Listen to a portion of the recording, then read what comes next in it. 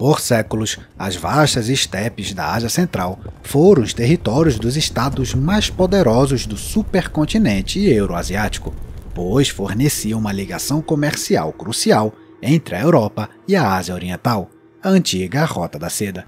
No entanto, a era das grandes navegações e o domínio das potências marítimas levaram a um declínio drástico na importância da região. E isso agora está mudando. E um dos atores que olham para a região da Ásia Central com esperança e ambição é a Turquia. Usando ideias pantúrquicas, Ankara tem chance de dominar esta região esquecida do mundo? Bem-vindo ao dossiê dos anos 20.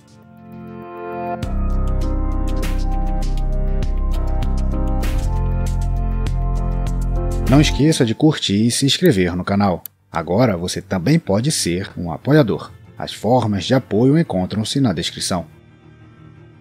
Grandes ambições, assertividade ou mesmo arrogância. Nos últimos anos, assim é descrita a política externa turca.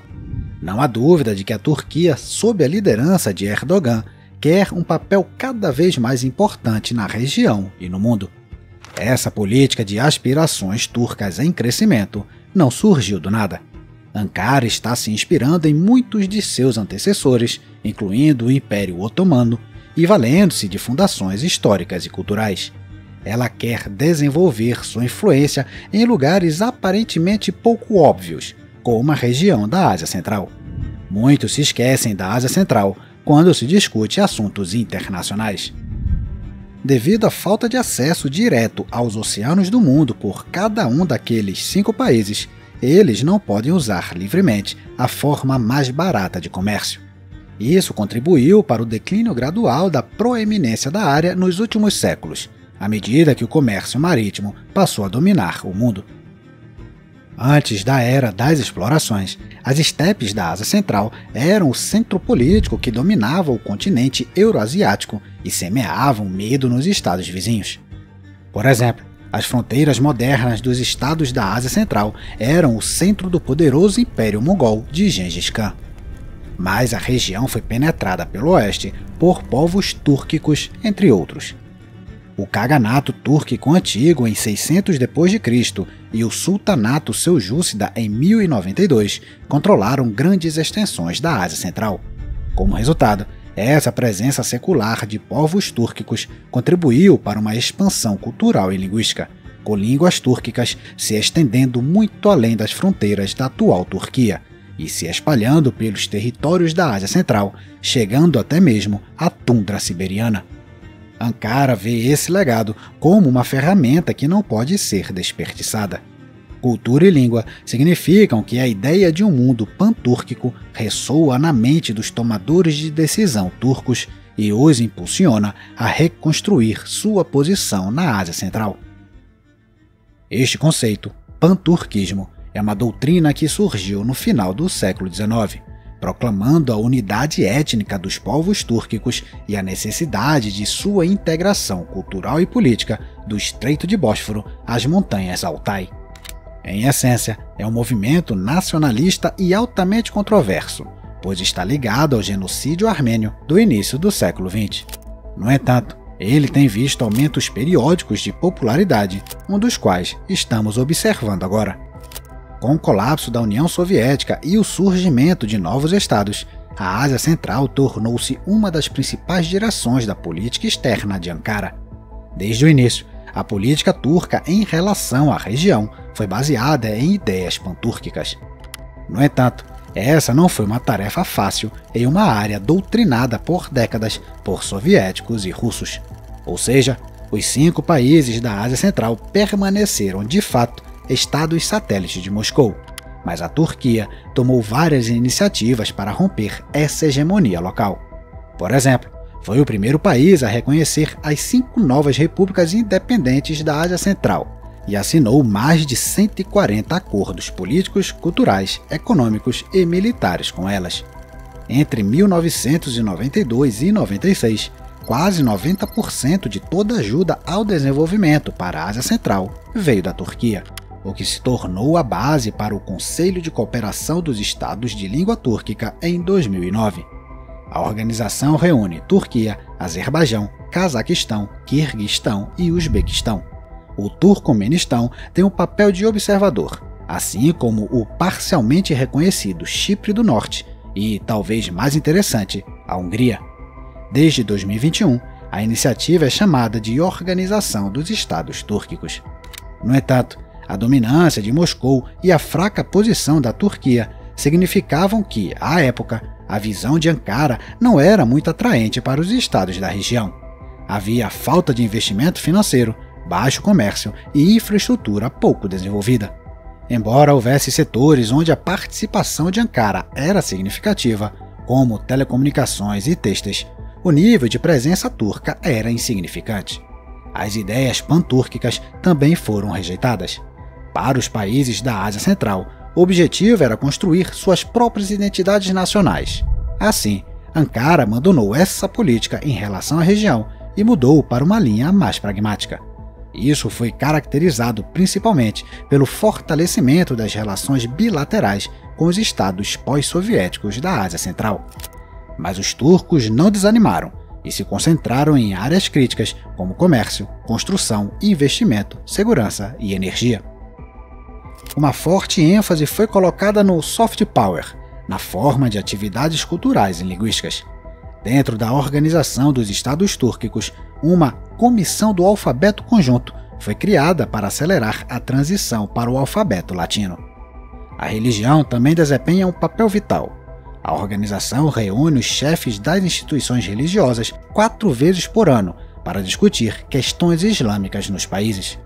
Além disso, canais de televisão turcos estão disponíveis na região há décadas. Ao mesmo tempo, programas de bolsas de estudos turcos permitiram que milhares de asiáticos centrais estudassem na Turquia. Outra história de sucesso são as escolas estabelecidas com fundos turcos, que são muito populares devido ao seu alto nível de ensino. O volume de comércio da Turquia com a região também aumentou nos últimos anos.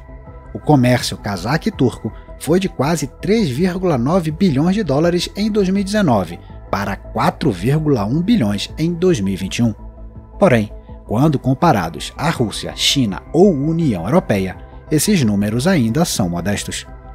Mas, nos últimos anos, uma situação internacional instável abriu a possibilidade de fortalecer ainda mais a presença da Turquia na região. Desde a Segunda Guerra de Nagorno-Karabakh e a guerra na Ucrânia, os países da Ásia Central sentiram a necessidade de fortalecer suas forças militares, e Ankara estava preparada. O exemplo mais evidente de cooperação militar com a região são os drones. Cazaquistão e Quirguistão encomendaram as primeiras unidades dos drones Bayraktar TB3, enquanto Turcomenistão apresentou seus modelos TB2 em um desfile militar em setembro de 2021. O Tajiquistão também os possui em seu arsenal. Essa cooperação vai além da simples aquisição.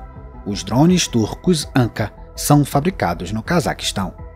A entrada da Turquia naquele mercado é um desenvolvimento significativo, dados o longo domínio da Rússia na esfera militar, a Turquia ser da OTAN e as longas rivalidades intrarregionais alimentadas pelas compras de armas. Afastar a Rússia no curto prazo é impossível, pois Moscou ainda tem larga vantagem aqui. Cazaquistão, Quirguistão e Tajiquistão são membros da Organização do Tratado de Segurança Coletiva, CSTO, enquanto Uzbequistão e Turcomenistão mantêm estreitas relações bilaterais com a Rússia. Portanto, mudanças fundamentais não são esperadas em breve, mas Ankara continua construindo, peça por peça, os alicerces de sua posição. O prestígio e a influência da Turquia na Ásia Central são cruciais por outro motivo: a geografia.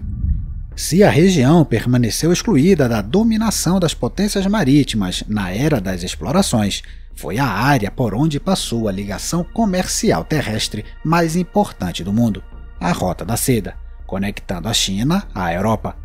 No século XXI, dado o papel dominante dos Estados Unidos nas águas mundiais, Pequim decidiu reviver este projeto histórico. A relevância da região para a rota terrestre deste projeto é evidenciada pelo fato de o líder chinês Xi Jinping ter anunciado pela primeira vez a iniciativa Cinturão em Rota em 2013 no Cazaquistão, o maior país da Ásia Central. O Corredor Central, a rota através da Ásia Central até a Turquia, desempenha um papel fundamental para Ankara. Vai cruzar o sul do Cáucaso por ferrovia, o Mar Cáspio por via marítima e seguir de trem até a China. Nesse contexto, Pequim apoia as ações da Turquia, enquanto a Rússia observa as ações de Ankara com preocupação. Embora as relações turco-russas permaneçam boas, já que a Turquia ajuda a Rússia a contornar as sanções, as aspirações geopolíticas de Ankara e Moscou no longo prazo são incompatíveis. No momento, dada a quantidade de problemas da Rússia, Putin aceita tacitamente a crescente influência da Turquia em seu quintal. Por outro lado, a Ásia Central é economicamente instável, com necessidade urgente de financiamento e acesso aos mercados mundiais, está olhando mais favoravelmente a investimentos estrangeiros. Assim, a Turquia é considerada uma importante parceira econômica que pode fornecer acesso aos mercados e integrar a região às instituições econômicas internacionais. Uma das decisões da recente cúpula da Organização dos Estados Túrquicos foi o estabelecimento do Fundo de Investimentos Turco, que visa acelerar o crescimento econômico dos Estados-membros, fornecendo financiamento a pequenas e médias empresas. Igualmente importante é a ambição da Turquia de ser um hub na exportação de petróleo e gás da Ásia Central para o Ocidente. A região tem um potencial enorme e pode fortalecer sua posição nas próximas décadas. E Ankara quer a sua parte. Os hidrocarbonetos já fluem para o oeste pela Turquia através dos já existentes dutos Baku-Tbilisi-Şehrian e Baku-Tbilisi-Erzurum. O primeiro forneceu 224 milhões de barris de petróleo aos mercados mundiais em 2022, o equivalente a cerca de 30% das importações anuais de petróleo russo da União Europeia. E o oleoduto ainda tem cerca de 30% de capacidade ociosa. Já o gasoduto Baku-Tbilisi-Erzurum, também conhecido como gasoduto do Cáucaso do Sul, está em sua plena capacidade, bombeando 24 bilhões de metros cúbicos de gás por ano. Além disso, ele pode ser ligado ao futuro gasoduto Transcáspio, que passaria pelo fundo do Mar Cáspio e conectaria o Turcomenistão ao Azerbaijão. Todos esses projetos têm o potencial de diversificar as fontes de energia europeia, diminuindo a dependência dos hidrocarbonetos russos. Nesse contexto, o acordo dos estados da Ásia Central, do Azerbaijão e da Turquia, ou seja, de todos os membros da Organização dos Estados Túrquicos, representa um grande desafio para Moscou. Representantes da organização afirmam que a plataforma não tem planos de desafiar a China ou a Rússia na Ásia Central. No entanto, é fato que a integração dos estados túrquicos representa uma ameaça para ambos. Pode ser adiado, mas Ankara está se tornando um importante ator na região. Apesar das garantias turcas sobre os objetivos altruístas da organização, as opiniões de políticos de destaque no mundo túrquico revelam que Ankara busca projetar uma aliança cultural e histórica conjunta entre os países membros. O que tudo isso significa para a Ásia Central? Primordialmente, mais oportunidades. Depois de anos no círculo de influência de Moscou, as influências europeias e chinesas têm aumentado na região. Depois de uma longa ausência, a Turquia também está lembrando os outros de suas antigas extensões. E competição é positivo para a região. Anteriormente condenada a Moscou, os líderes da região agora têm opções: Pequim, Ankara, Bruxelas e Washington. Desse ponto de vista, os países da Ásia Central, especialmente o Cazaquistão, precisam de uma Turquia forte. Durante anos, a Turquia não tinha os pesos econômico e político para se impor ali. E isso começou a mudar com financiamento, venda de armas e, talvez o mais importante, laços comerciais que conectam a China e a Turquia, e a partir daí ao resto do mundo. Os legados cultural e linguístico têm seu peso, mas Ankara precisava de argumentos concretos. São esses argumentos na mesa, geopolítica e economia, que importam. E é no fator econômico que o futuro da Organização dos Estados Túrquicos dependerá mais. Todos estão ansiosos para fortalecer o potencial de trânsito, a exportação de hidrocarbonetos e a criação de corredores transcontinentais da China à Europa, que terão de passar por seus territórios. Se baseada em novas rotas comerciais e a Turquia ajudar os países da Ásia Central a se desenvolverem, a posição de Ankara na área inevitavelmente aumentará. Mas nada vem da noite para o dia. A posição de Moscou permanece dominante e continuará a sê-lo no futuro previsível. A Rússia mostrou sua proeza na crise do Cazaquistão no início de janeiro de 2022, quando a CSTO implantou uma missão de manutenção da paz a pedido do presidente cazaque Tokayev. A Organização dos Estados Túrquicos limitou-se a expressar solidariedade a Astana. Além disso, o desenvolvimento do papel turco na Ásia Central será influenciado pelo curso e resultados futuros da invasão russa na Ucrânia. Poderá acelerar, no caso de uma derrota da Rússia, ou retardar o ímpeto dos turcos na região se a guerra terminar bem para Moscou. Em contraste, se podemos colocar o potencial econômico da Rússia e da Turquia na mesma categoria, a China joga em uma liga completamente diferente.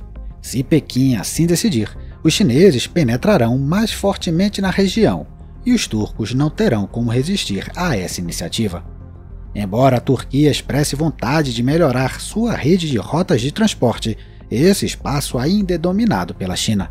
Além disso, para desgosto de Ankara, algumas rotas de transporte passam pelo Irã, seu rival. E os graves problemas econômicos da Turquia limitam em muito a capacidade dos turcos de investir significativamente na Ásia Central. Após séculos de exclusão geográfica, virão tempos melhores para os países da Ásia Central? A participação da Turquia é um sintoma de que pode haver, de fato, uma tendência positiva para a região. Além disso, a disposição dos chineses em melhorar a conectividade da região e a busca da Europa por fontes alternativas de energia favorece o potencial ainda não explorado da Ásia Central. As ideias pan-túrquicas liberarão esse potencial? Uma herança histórica em linguística comum certamente ajuda os turcos a entender a região e ganhar influência de poder brando. Mas, no final, como sempre, é o hard power na forma de investimentos, acordos comerciais e cooperação militar que terá mais importância.